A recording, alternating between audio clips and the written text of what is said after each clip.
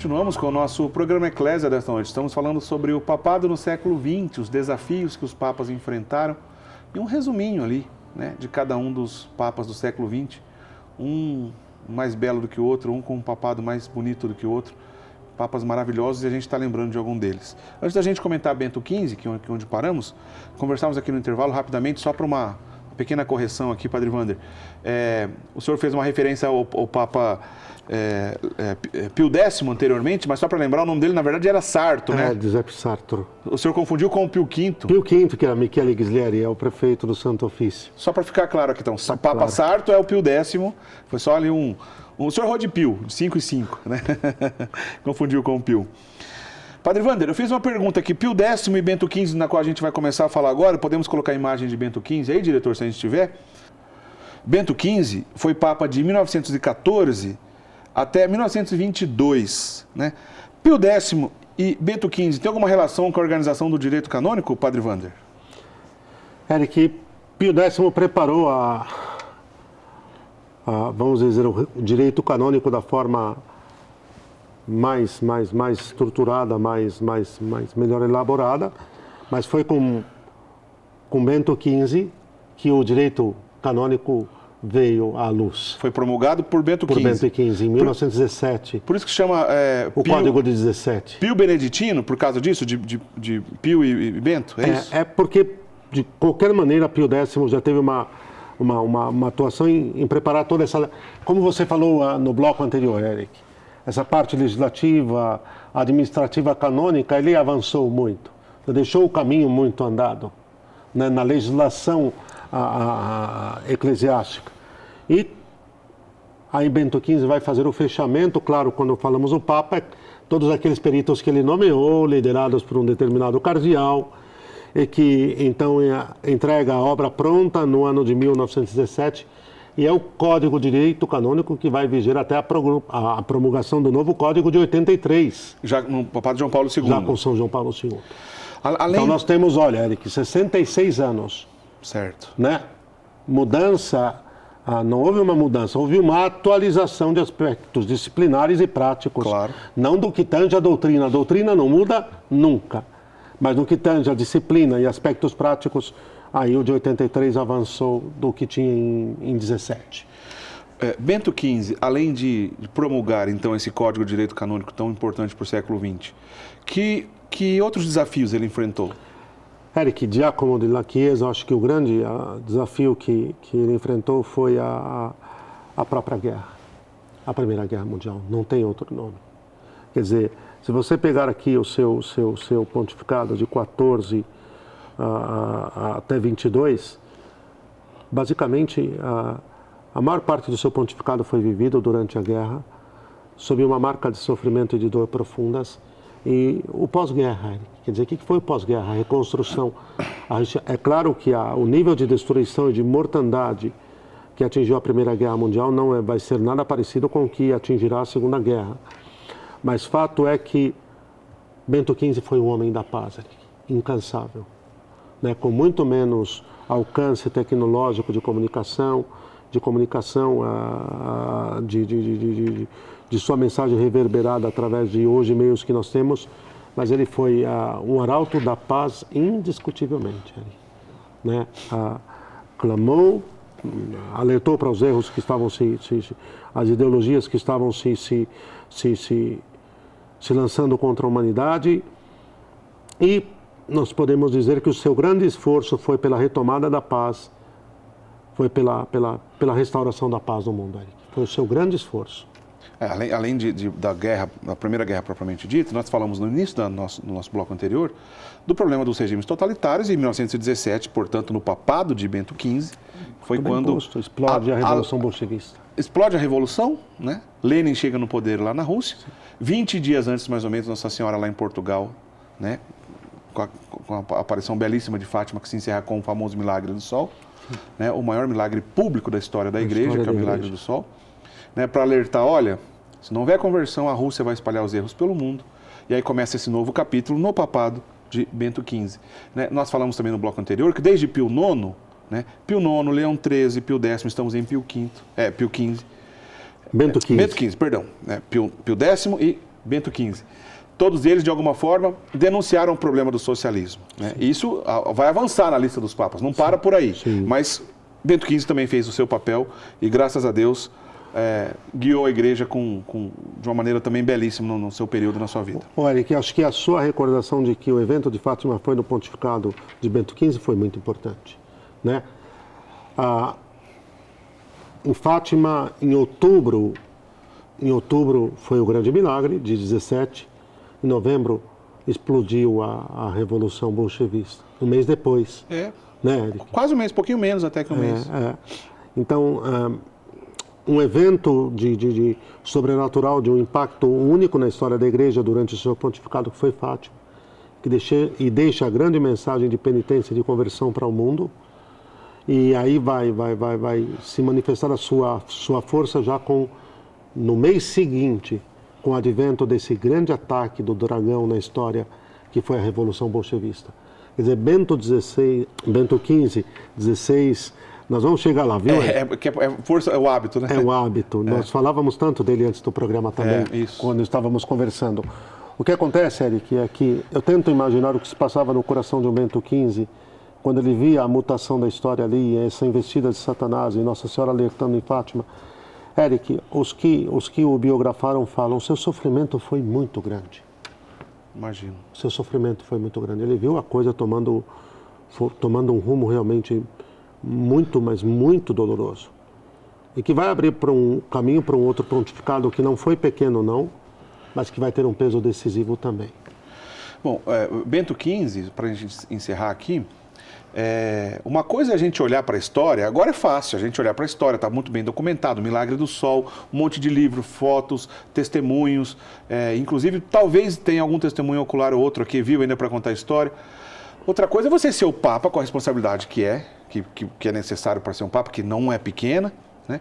E você ouvir dizer, olha, aqui ao lado, lá em Portugal, o Milagre do Sol, 70, 80 mil pessoas lá estão testemunhando que o Sol balançou, rodou em torno do próprio eixo, mudou de cor, né? Uma coisa é a gente olhar aqui para a história. Agora, imagina, como o senhor bem disse, o sofrimento e o coração desse homem vivendo tudo isso e as informações chegando para ele. Nossa, era um consolo para ele de qualquer maneira. Bom, foi o primeiro Papa a aprovar Fátima, né, Eric? Foi ele. Foi o primeiro Papa a aprovar Fátima.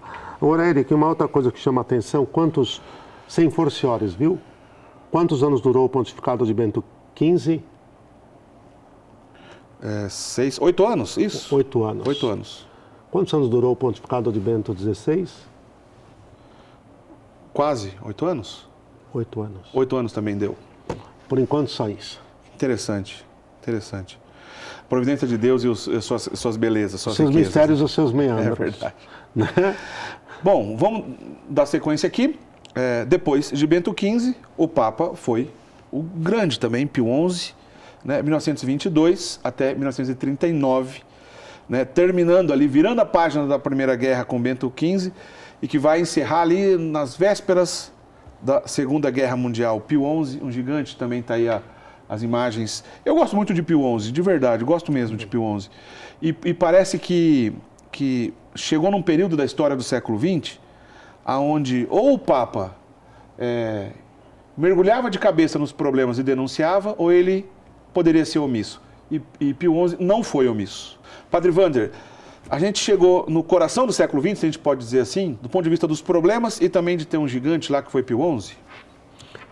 Eric, Pio XI, aquele rato, pode-se dizer, de certa forma, sim. Eu acho que o coração do século, me permite, não discordando, mas complementando, tá. Para mim o coração do século XX vai se dar com Pio XII. Na sequência? Tá. Até porque vai pegar o meio do século, a curva mesmo, e já chegaremos nele. Agora, tá. o que Pio XI entendeu? O grande aquele rato? O pai da ação católica, né? O pai da ação católica, que o mundo já começava a se debilitar, aquele século do anticristo visto por Leão XIII lá atrás, em 1883, ia se configurando, o advento de um regime totalitário de uma maldade, de uma índole destrutiva, de uma índole genocida, como o regime bolchevista na Rússia já começava a fazer a sua opressão. Tanto que nós já vamos chegar nisso, quando ele vê os erros da Rússia se espalhando pelo mundo. Ele vê, ele vai denunciar. Ele põe a mão na massa. Sim, ele vai denunciar. Lembra-se que mais tarde ele vai escrever a Mitbrennender Sorge, que é uma encíclica alemã que não tinha não tem um costume, não é normal aquilo. Primeiro que ele não escreve na língua oficial do Vaticano, da Santa Sé, da Santa Igreja, que é o latim. Segundo, que ele dirige um tema explosivo daquele momento, que era os erros do nacional-socialismo na Alemanha. O avanço de Hitler e o companhia. Avanço de Hitler e assim por diante. Mas Pio XI nota que o avanço das trevas na sociedade exige que o catolicato se envolva nas questões temporais de uma forma decisiva, Eric. Que os leigos, ainda, essa expressão leigo, coloque entre parênteses porque ainda não é usual. Isso vai vir muito mais tarde, certo, né? O laicato, mas muito bem, que os fiéis batizados tivessem uma atuação no mundo e em todas as estruturas, levando a luz de Cristo, sendo sal da terra e luz do mundo, fosse de uma forma muito... E aí que surge a ação católica, que era um grande movimento apostólico de índole de influência social também, Eric, para levar o reinado social a ideia do reinado social de Cristo, Eric. Cristo rei em todos os ambientes da sociedade. Vou fazer uma pergunta, o senhor me corrija, uma pergunta mesmo, talvez, pode ser que eu vou falar besteira aqui. Sim. A inspiração da ação católica por Pio XI é parecido com o que depois, um tempo depois, no século XX, São José Maria vai de alguma forma conduzir para a fundação do Opus Dei, que é aquela inspiração para que as pessoas, nos seus devidos lugares, possam viver a sua vocação, independente de onde elas se encontram, independente do seu trabalho, da sua profissão. Tem alguma relação? Então, Eric, sua colocação é muito boa, Eric, sempre você é muito lúcido, mas eu acho que não tinha quer dizer, em alguns pontos vai bater, não tem como. Tá. A vivência do batismo, do ser sal da terra e luz do mundo, mas o que São José Maria recebe no dia 2 de outubro de 1928 é totalmente único, né? Alguns pontos em comum, sim, mas eu acho que a identidade levada à exaustão não, viu, Eric? Entendi. Tá bem? Agora, a Pio XI tem uma luz maravilhosa, não é, Eric? Quer dizer, que o catolicato precisa influenciar o mundo. Que coisa mais maravilhosa do que isso, Eric? Porque senão os filhos das trevas vão tomar conta do pedaço. Vamos rasgar o verbo e vamos falar de uma forma bem simples. Talvez é nisso que você está falando de São José Maria, né, Eric? Mas é que ali era a santificação do trabalho e dos deveres cotidianos. O senhor né? usou aquela expressão sal da terra e luz do mundo, né? Isso. Nesse sentido, sim, está certo. Agora, Eric, o que Pio XI faz descortinar e ver com muita força é que chegava o tempo de ocuparmos a história e a presença na sociedade, porque movimentos inteiros ideológicos, porque ideologias corrosivas estavam começando a ditar as cartas da sociedade.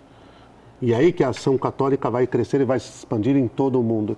E os bispos vão fazer mesmo. Eric, por todos os cantos, os bispos, sob o impulso do Papa Pio XI, eles vão se unir numa grande frente de fortalecimento da ação católica. No Brasil, a ação católica foi fortíssima. Foi mesmo. Você sabe disso, foi fortíssima, Eric. Tiveram um dos maiores arcebispos da história de São Paulo foi um dos grandes incentivadores da ação católica, que foi o grande Dom Duarte Leopoldo e Silva. Sim. Da ação católica nasceram movimentos que influenciaram a sociedade. Depois do cardeal Leme, vai dar uma continuidade grande. O cardeal Leme. Olha, os próprios arautos do Evangelho, Eric, eles são um pouco fruto da ação católica. Eles são mais dos nossos dias, mas se você for remontar as raízes deles, entende? Remontam os dias da ação católica. Pio XI, gigante nesse sentido de se antecipar no tempo e perceber que é preciso levar o reinado de Cristo de novo a todos os ambientes, às cátedras, aos parlamentos, aos hospitais. Talvez é nesse sentido que você tentou ver, né, Eric? Sim. Alguma coisa ligada um pouco própria de São José Maria, né? Não pensando no carisma ou na ação propriamente dita, né? Sim. Mas de dar um chacoalhão no mundo, né? De influenciar o mundo. Só que no fim do seu no fim do seu pontificado, ele vê aquilo que ele alertou, os erros da Rússia já se concretizando, e ele vê a ascensão de Hitler ao poder em 1933 na Alemanha, derrubando a República de Weimar, e o novo chanceler alemão, manobrado também um pouco por Stalin, vai dar início, junto com Stalin, à Segunda Guerra, que vai explodir já no período de Pio XII, hein? Lembrem-se, olha, o Pio XI morre em fevereiro. Exato. A guerra explode em maio. Com a invasão da Polônia. Né? E tem que lembrar um detalhe também, Nossa Senhora citou o nome de Pio XI. Nossa Senhora cita o nome de Pio XI em Fátima. Em Fátima. Né? No papado de Pio XI havia uma guerra pior. Tá perfeito. Né? Então, as vésperas da guerra é com ele que ela cita. Tá perfeito. E do ponto de vista da batalha contra os regimes totalitários, bom, ele bateu de frente com os três. Né? Nós temos Pio XI levantando a voz contra os três, né? O nazismo, o fascismo e o comunismo. Mas todos filhos de um mesmo pai, viu? Exato, a mentalidade revolucionária que resumimos aqui anteriormente. Mas eu acho que o trabalho que ele fez na encíclica contra o comunismo é algo assim extraordinário. É a voz de Deus ali em cada letra, em cada palavra. É profundo, é belo. Porque a gente enfrenta o problema até hoje. Olha quanto tempo depois a gente está enfrentando esse mesmo problema. Né? E olha o tamanho, né, do entendimento do problema que Pio XI fez e escreveu. Como se não bastasse a encíclica em alemão, como nós citamos agora há pouco aqui contra o nazismo, que ele espalhou por toda a Europa e os púlpitos da igreja, num determinado domingo, todo mundo leu ao mesmo tempo. Imagina a pancada que não foi para Hitler isso, né? Mas enfim, e o próprio, né, a relação conflituosa e defeituosa, né, das pessoas com o Estado, adorando o Estado, que é o problema do fascismo, por exemplo. Lembrar que Mussolini, né, tudo dentro do Estado, nada fora do Estado, enfim. Mas o que ele escreveu contra o comunismo, eu acho que foi a obra-prima, se é que dá para dizer assim, de tantas belezas, a obra-prima do seu pontificado. Só um detalhe. Pois não. Foi tão profético e foi tão grandioso e foi tão explosivo que incendiaram a Anunciatura Apostólica na Alemanha. Literalmente, né? Literalmente. O núncio teve de sair. E quem era o núncio? Quem era o núncio na Alemanha nesse período? Tem alguma a ver com a nossa história aqui? O núncio na Alemanha era um santo homem chamado Eugênio Maria Giuseppe Giovanni Pacelli. Que depois viria a ser? Pio XII. Pio XII. Né? Quer dizer, a hora que Pio XI lança a carta encíclica Mitbrennen der Sorgen, a coisa explodiu, Eric. Tocaram fogo, arderam em chamas, os nazistas queimaram a embaixada do Vaticano na Alemanha, a Anunciatura, né, Eric? E sendo então o Pio XII, que depois viria a ser Pio XII, o cardeal Pacelli. O cardeal Pacelli, que era justamente esse diplomata lá na Alemanha, ele tem muita influência nisso tudo, com certeza. Muito, o que nega toda essa campanha.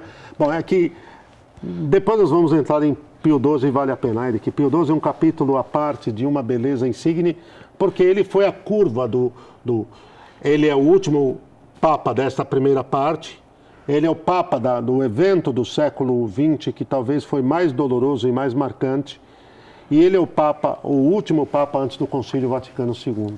Então vamos fazer o seguinte, Padre Wander, não dá tempo da gente comentar mais hoje, o nosso tempo está acabando, né? Nós vamos até então Pio XI, na nossa primeira parte aqui do Papado do século XX, na semana que vem, pedir a gentileza do senhor voltar aqui conosco e a gente continuar a conversa. A partir então, Pio XI, São João 23, São Paulo VI, eu vou fazer uma correção Pio XII. Pio XII. Venerável Pio XII. Venerável Pio XII, a partir da semana que vem. Né? São João 23, São Paulo VI, venerável também João Paulo I e São João Paulo II, que encerra o século XX. Pode ser? Na semana que vem a gente continua, então. Você não pode perder aqui no programa Eclésia a segunda parte dessa conversa, que o tempo hoje voou e nós falamos, então, desse primeiro período aqui do século XX. Pedir a gentileza, Padre Wander, o senhor nos dá a bênção, por favor, para a gente encerrar. Pedindo a proteção de Nossa Senhora sobre a Santa Igreja, sobre o século XXI, sobre cada um aqui do Eclésia, o Senhor esteja convosco. Ele está no meio de nós. Abençoe-vos Deus eterno e todo-poderoso, Pai, Filho e Espírito Santo. Amém. Padre Wander, obrigado mesmo, Deus lhe pague mais uma vez.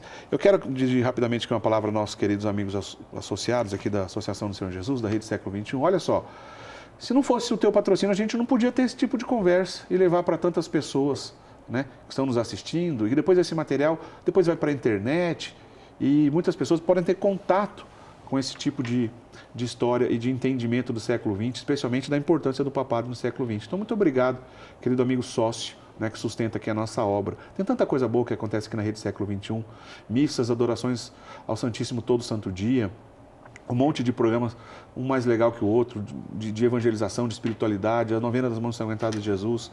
O Padre Eduardo está numa empreitada super legal de construir uma igreja dedicada, então, às mãos ensanguentadas de Jesus. Quer dizer, você, querido sócio, que sustenta tudo isso. Se você ainda não é sócio, ligue para a gente. Nesse momento, as nossas atendentes estão lá e elas podem te ajudar e vão te orientar. Olha, eu queria ser sócio e ajudar, por exemplo, a manter no ar o programa Eclésia e tantas outras coisas boas aí. Elas vão te orientar.